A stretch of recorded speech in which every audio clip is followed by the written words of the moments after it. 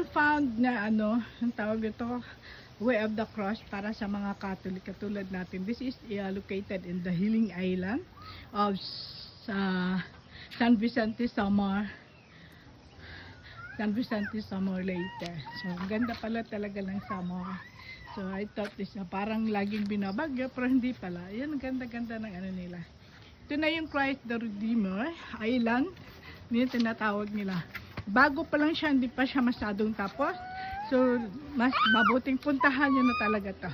From the island, mainland ng Samar Leyte, doon kayo sasakay ng bangka. I don't know how much kasi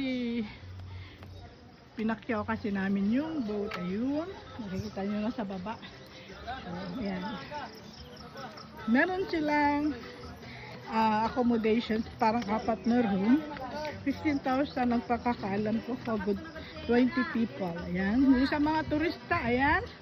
Meron na kayong makikita. Ayan. So, ganda talaga. Ayan.